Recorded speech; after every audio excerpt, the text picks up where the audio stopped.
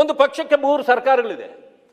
ಈ 3 ಸರ್ಕಾರಗಳು ಒಂದು ಪಕ್ಷವನ್ನು ನಡೆಸಲಿಕ್ಕೆ ಅಧಿಕಾರದಲ್ಲಿದ್ದೇವೆ ಅಂತೇಳಿ ಜನರ ಹಣವನ್ನು ನೀವು ಪೋಲು ಮಾಡ್ತಕ್ಕಂಥದ್ದು, ಜನರಿಗೆ ಅವಶ್ಯಕತೆಗಳನ್ನು ನೀಗಿಸಲಾರದೆ ನೀವು ಅದಕ್ಕೆ ಅಡ್ವರ್ಟೈಸ್ಮೆಂಟ್ ಕೊಟ್ಟು ನೀವು ಹಣ ನುಂಗುವುದು ಸರಿ ಇದೆಯಾ ಒಂದು ಸರ್ಕಾರ?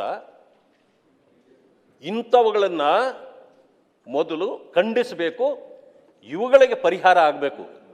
ಇವುಗಳೆಲ್ಲನೂ ಮಾಡಿದೆ. ಮಾನ್ಯ ಸಭಾಪತಿಗಳೇ, ಈಗ ಮಾತಾಡಲಿ ಅವರು.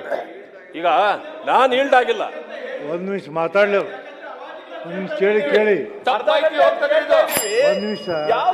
ಅದು ಸರ್ಕಾರದ ಕ್ರಮವನ್ನ ವಿರೋಧಿಸೋದು ನನ್ನ ಕರ್ತವ್ಯ ಅಲ್ಲ. ಸರ್ಕಾರ ಮಾಡಿದ ತಪ್ಪುಗಳನ್ನ ಹೇಳೋದು ನನ್ನ. I am not yielding.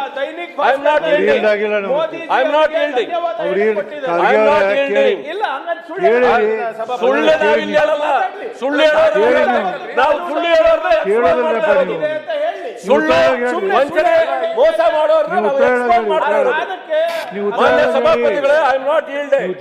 I am not yielding.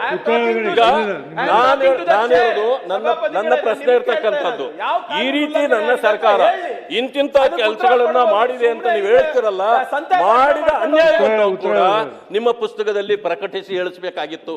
ಅದನ್ನು ಬಿಟ್ಟು ಈ ಒಕ್ಕೂಟ ವ್ಯವಸ್ಥೆಯ ವಿರುದ್ಧವಾಗಿ ನೀವು ಬರ್ಕೊಟ್ರು ಕೂಡ ಮಾನ್ಯ ರಾಜ್ಯಪಾಲರು ಅದನ್ನು ಓದಬೇಕು ಅಂತಿಲ್ಲ.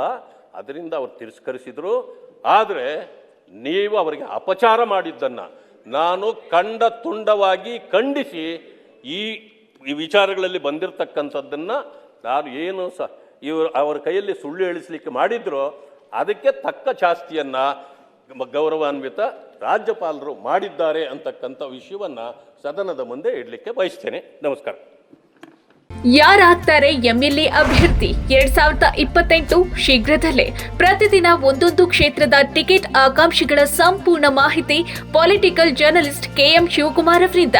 ಕರ್ನಾಟಕದ ನಂಬರ್ 1 ಡಿಜಿಟಲ್ ಮೀಡಿಯಾ ನಿಮ್ಮ ನೆಚ್ಚಿನ ಕರ್ನಾಟಕ ಟಿವಿಯಲ್ಲಿ ಮಾತ್ರ.